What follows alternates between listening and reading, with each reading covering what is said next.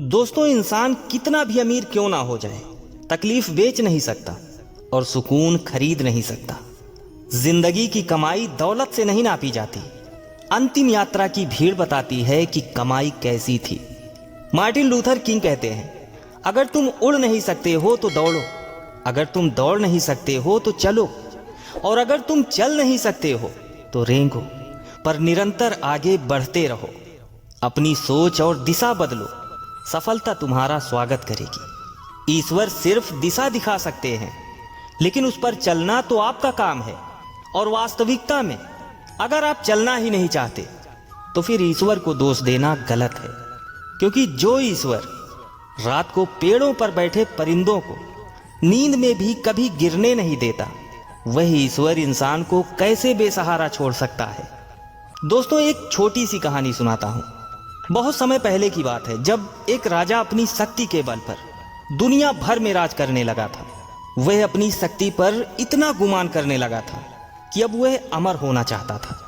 उसने पता लगाया कि कहीं ऐसा जल है जिसे पीने से व्यक्ति अमर हो सकता है। देश दुनिया में भटकने के बाद आखिरकार उसने उस जगह को खोज लिया जहां पर उसे अमृत प्राप्त हो सकता था। वह एक पुरानी गुफा थी जहां पर कोई आता जाता नहीं था। देखने में वह बहुत डरावनी लग रही थी, लेकिन उस राजा ने एक जोर से सांस ली और गुफा में प्रवेश कर गया। वहां पर उसने देखा कि गुफा के अंदर एक अमृत का झरना बह रहा है। उसने जल पीने के लिए हाथ ही बढ़ाया था कि एक कौवे की आवाज आई। कौवा गुफा के अंदर ही बैठा था। कौवा जोर से बोला, ठहर, रुक जा, ये भूल मत करना। राजा ने कौवे की तरफ देखा। वह बड़ी ही दयनीय अवस्था में था।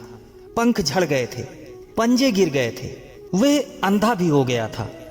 बस कंकाल मात्र ही शेष रह गया था। राजा ने कहा, तू कौन होता है मुझे रोकने वाला?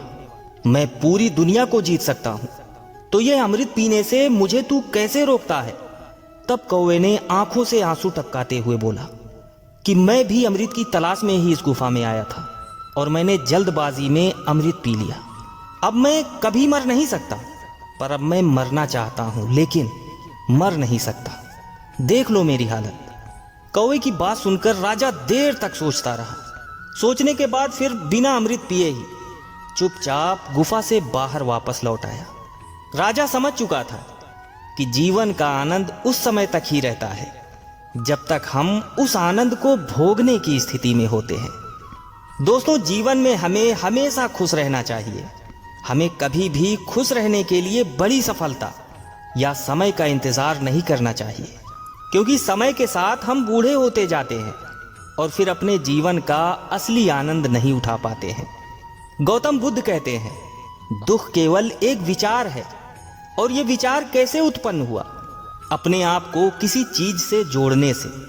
हम जिस भी चीज को अपने आप से जोड़ लेते हैं, उसे पकड़ने की कोशिश करते हैं और वह चीज हमें दुख देती है, क्योंकि वास्तविकता तो यही है कि कोई भी चीज हमसे जुड़ नहीं सकती। जो है, जितना है, उसी में खुश रहना चाहिए, क्योंकि जरूरत से ज्यादा रोशनी भी इंसान को अंधा बना देती है। दोस्तों, कैसी भी परिस्थिति क्यों ना हो, हमेशा खुश रहें।